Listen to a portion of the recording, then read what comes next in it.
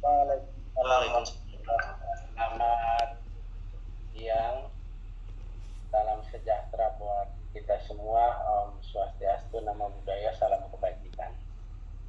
Yang saya hormati Rektor Universitas Bina Bangsa, Bapak Dr. Haji Purtasan Ali Yusuf, SES Kom MM.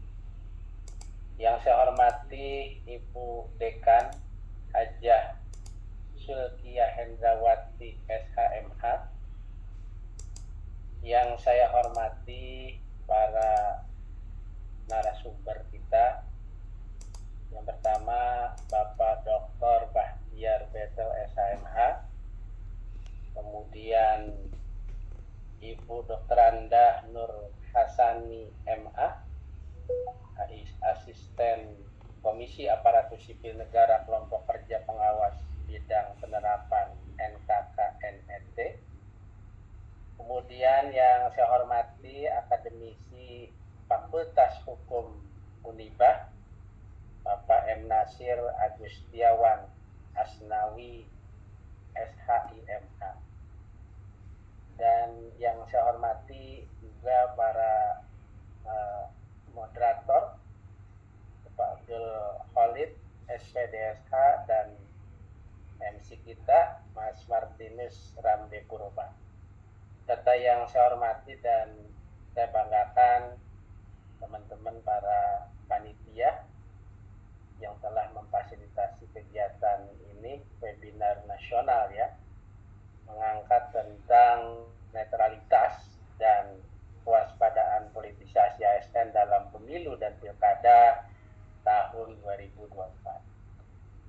Yang pertama, saya ucapkan terima kasih sudah bisa bekerja sama dengan Bawaslu, teman-teman dari Universitas Bina Bangsa. Ini adalah merupakan satu wujud ya bahwa kepedulian Bawaslu terhadap kampus, kemudian juga kampus harus sudah melek ya terhadap informasi-informasi yang berkaitan tentang penyelenggaraan dan terhadap pemilu dan pilkada memasuki persiapan 2024. Bahwa sekarang sudah memasuki satu tahapan pendaftaran verifikasi administrasi menuju verifikasi faktual, dan PKPU sudah mengeluarkan PKPU terkait tahapan di PKPU 3, kemudian juga mengeluarkan PKPU 4 terkait proses berkaitan tentang mekanisme pendaftaran verifikasi partai politik untuk menjadi peserta pemilu. Dan ini sudah mulai berjalan. Sekarang kita mengangkat tentang kaitannya dengan netralitas ASN. Mudah-mudahan ini bisa tersosialisasi dengan baik, terutama para mahasiswa, para akademisi, apabila nanti ada hal berkaitan tentang dugaan-dugaan pelanggaran berkaitan tentang netralitas.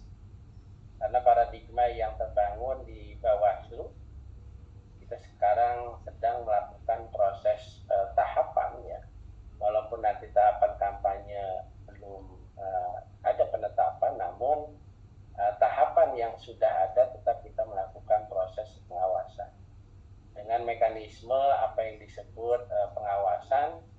Kemudian kita mengenal istilah pencegahan. Apabila dalam proses pengawasan kemudian kita melakukan proses pencegahan, diduga dalam dugaan pelanggaran dalam proses pencegahannya ya, kemudian adanya dugaan pelanggaran, maka Bawaslu melakukan proses apa yang disebut penindakan. Bicara tentang netralitas ASN selalu menjadi isu krusial dalam setiap perhelatan politik 5 tahun. Walaupun berbagai aturan secara jelas telah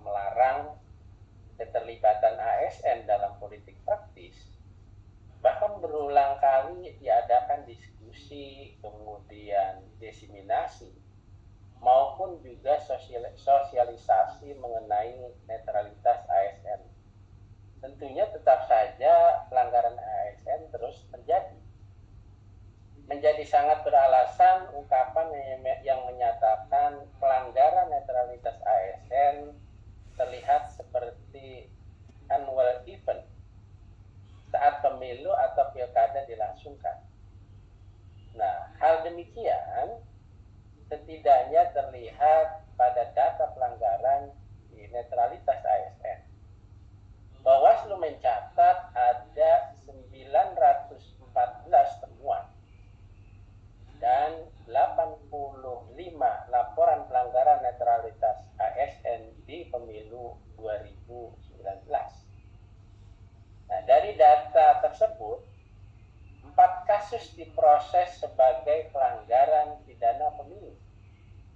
Kemudian ada 894 direkomendasikan. Dan ada 101 kasus bukan pelanggaran netralitas ASN. Nah, demikian pula pada saat pilkada di 2020 tergambar dari data ya di Komisi ASN ada 2034 ASN yang dilaporkan. Dari 2034 ASN yang dilaporkan ada 1.596 ASN terbukti melanggar dan dijatuhkan sanksi. Dan ada 1.373 ASN telah dilanjutkan ditindaklanjuti penjatuhan kaitannya dengan sanksi. Nah, kalau kita lihat bahwa data ini paling tidak memberikan gambaran bahwa persoalan netralitas ASN masih berpotensi terjadi dan akan terjadi. Di sisi lain bahwa Bawaslu juga masih diperhadapkan dengan soal status pegawai pemerintah non ASN, keterlibatan PPN, ASN. Nah, terutama dalam pilkada.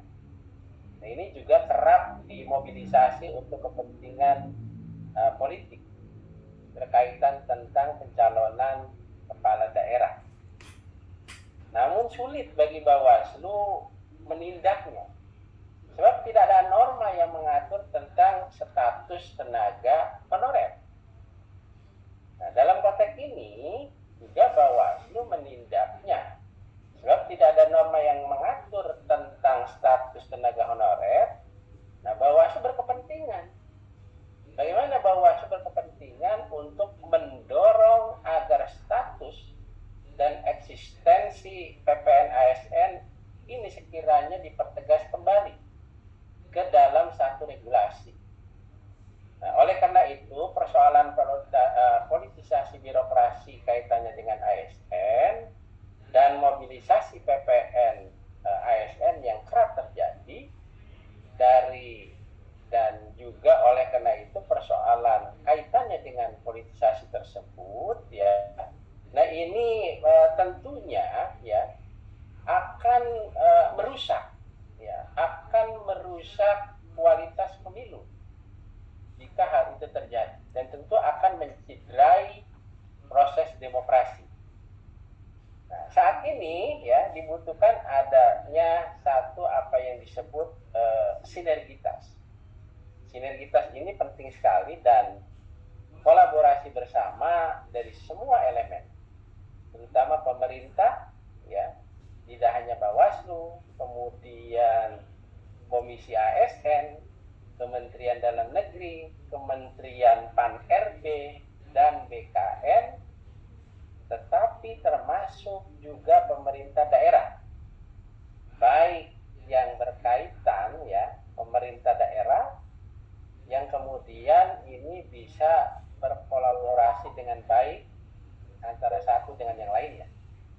Nah, upaya ini juga dilakukan satu apa yang disebut mitigasi terhadap ketidaknetralan ASN dan kapan ya ASN dalam pemilu atau pemilihan telah menjadi common sense atau tanggung jawab kita bersama. Tujuannya adalah tidak lain adalah menjaga kualitas pemilu. Menjaga kualitas pemilu, pemilihan sebagai pemilu, pemilihan yang berintegritas, yaitu integritas dari sisi proses dan integritas dari sisi hasil.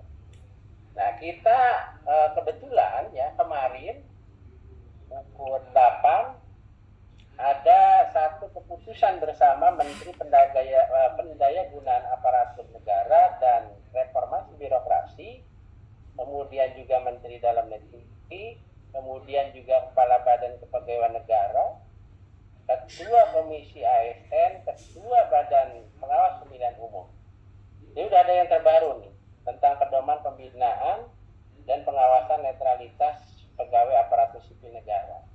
Ini sudah bisa di-download ya. Mungkin nanti saya bisa kirim ya di nomor 2 tahun 2022, nomor 800 5474 tahun 2022, nomor 246, kemudian nomor 30 dan nomor 1447 tentang pedoman pembinaan dan pengawasan netralitas. Ini menjadi pegangan terutama para mahasiswa agar lebih tahu secara detail sebetulnya apa ya bisa dibaca ini dalamnya seperti apa berkaitan tentang pedoman tersebut. Ya, nah karena apa ya?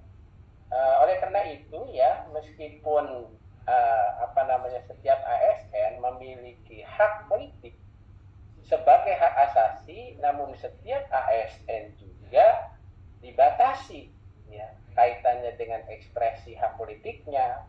Hak politik ASN tidak ubahnya sebagai aurat politik.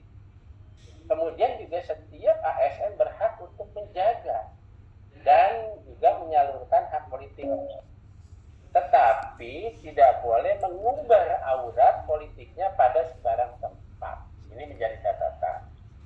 Bagaimanapun ya, netralitas ASN ya, merupakan salah satu asas penting ya bagi pemerintahan, terutama dalam rangka pelaksanaan fungsi kesejahteraan umum bagi rakyat. Nah, fungsi pelayanan publik juga membutuhkan adanya pelaksanaan ASN. Nah, pada akhirnya pemilu berintegritas hanya akan terwujud jika ASN dan PPN ASN bersikap netral. Nah, ini mungkin saya izin ya ada slide ya yang mungkin harus diketahui oleh teman-teman. Nah, ini kita bisa lihat ya. Pertama, kalau merujuk kepada pasal 2 huruf F Undang-Undang 5 tahun 2014 bahwa setiap pegawai ASN itu tidak berpihak dari segala bentuk pengaruh manapun dan tidak memihak kepada kepentingan siapapun. Ini menjadi rujukan Undang-Undang 5. Kemudian ya, apa itu fungsi pengawasan ASN? Pertama, pelaksanaan kebijakan publik, penyelenggaraan pelayanan publik, perekat dan pemersatu bangsa. Nah, sehingga dalam pengawasan ASN diberikan kewenangan untuk mengelola, ya, kemudian menggunakan fasilitas negara, membuat kebijakan yang berdampak pada masyarakat luas, sehingga nanti tujuannya adalah kaitannya dengan netralitas ASN agar dalam menjalankan kewenangan tidak disalahgunakan dalam keuntungan kelompok tertentu. Kalau kita lihat ini mulai dari pegawai PNS ya, pegawai pemerintah dengan perjanjian kerja ya. Nah, kemudian juga aspek-aspek netralitas ASN, politik, netralitas dalam politik.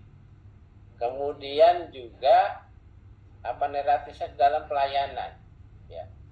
Kemudian juga netralitas dalam pembuatan kebijakan dan manajemen ASN.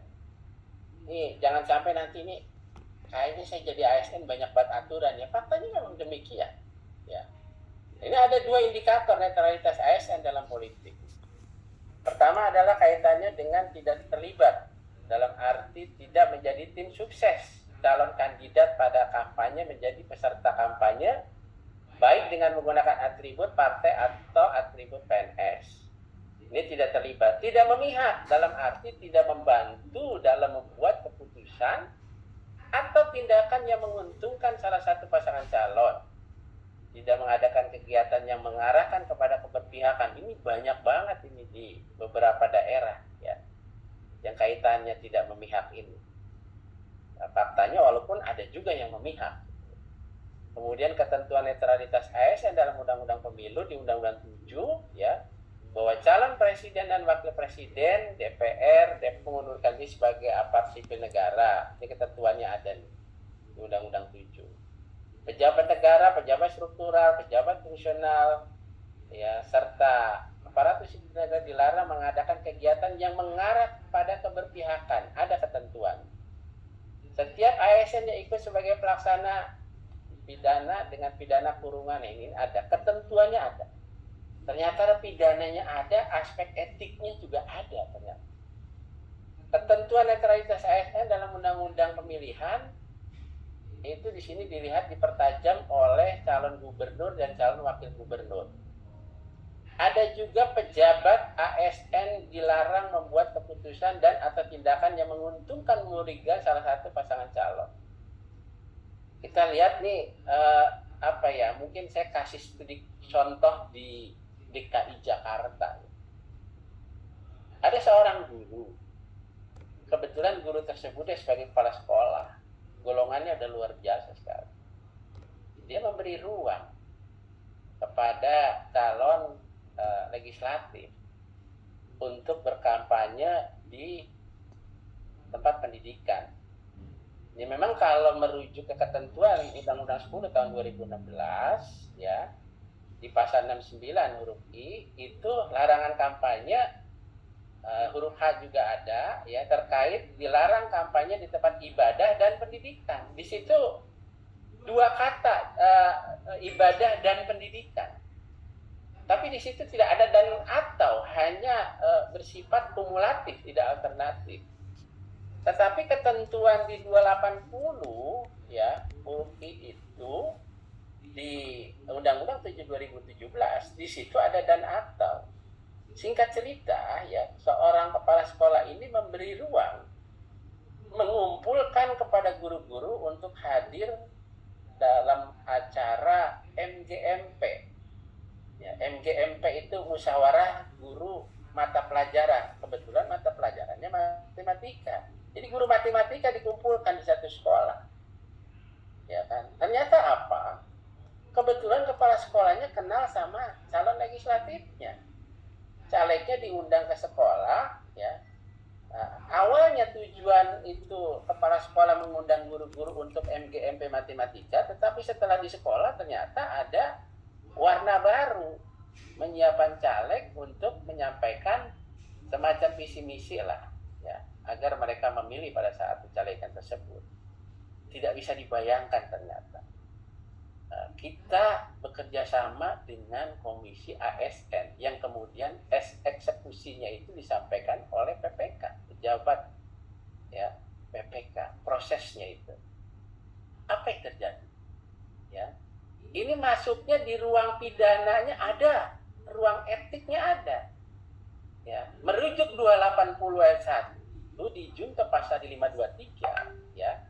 Ternyata terkait larangan kampanye di tempat pendidikan sudah calegnya kena, singkat cerita nih ya, inkrah berkekuatan hukum tetap. Kepala sekolah yang tadi tidak netral karena melakukan tindakan yang menguntungkan. Ya, yang menguntungkan kan karena memberi ruang, menguntungkan, akhirnya dia kena. Ya, di ketentuan pasal 71 ayat 1. Ini kena kode etik. Kita rekomendasi kepada komisi ASN. Apa yang terjadi? Seorang kepala sekolah ini akhirnya tidak menjadi kepala sekolah, hanya menjadi kepala staf tata usaha di satu kecamatan. Dan bahkan bisa adik-adik sekalian atau bapak ibu bisa dilihat ya, TKD yang begitu luar biasa di DKI akhirnya berpengaruh menjadi satu sanksi, bisa dibayangkan. Nah, ini adalah satu fenomena ya, fakta yang kemudian ini berkaitan tentang netralitas ASN. Hati-hati sekali ya.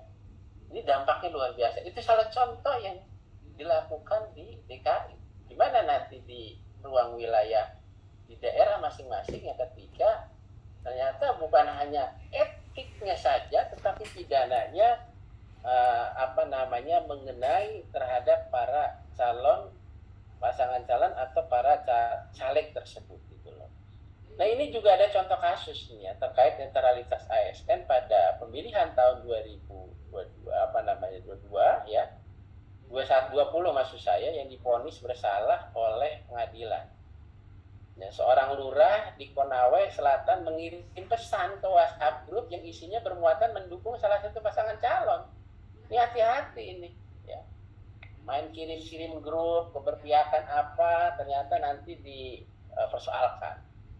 Kemudian juga ada seorang kepala seksi kantor kecamatan di Konawe Selatan memposting gambar salah satu pasangan calon yang bertuliskan ajakan coblos yuk.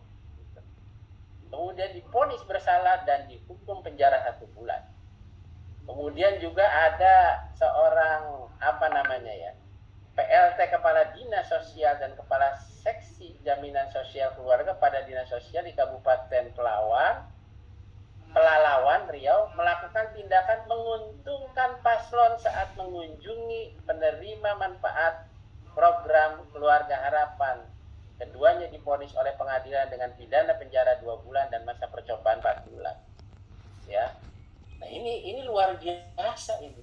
Dan satu lagi ada seorang PNS pada dinas ya di Kabupaten Kota Baru Kalimantan Selatan mengacungkan simbol jari ya. Ini cuma simbol jari aja. Ya, identitas salah satu paslon dalam sebuah acara divonis bersalah dan didenda 1 juta rupiah subsidi 1 bulan kurungan. Ini menjadi catatan buat kita betapa luar biasanya berkaitan tentang dampak-dampak yang berkaitan tentang netralitas ASN tersebut, sehingga berdampak pada hal yang kemudian ini masuk ke ruang-ruang pidana. Jadi bagaimanapun ya, netralitas ASN merupakan salah satu asas penting bagi pemerintah, terutama dalam rangka pelaksanaan fungsi kesejahteraan umum, terutama bagi rakyat, kemudian fungsi pelayanan publik, kemudian membutuhkan adanya ASN yang tidak hanya profesional, tetapi juga harus imparsial atau netral dalam menjalankan tugasnya. Ini yang penting. Nah, pada akhirnya pemilu berintegritas ya hanya akan terwujud jika ASN dan PPN ASN bersikap netral dan membebaskan diri dari praktik politik praktis dalam pemilu. Dalam konteks ini Bawaslu memposisikan diri untuk berperan memastikan terpeliharanya netralitas ASN dalam penyelenggaraan pemilu dan pemilihan. Itu saja MC, mudah-mudahan bermanfaat buat kita semua. Kurang lebihnya mohon maaf. Billahi taufiq wal hidayah. Assalamualaikum warahmatullahi wabarakatuh. Waalaikumsalam.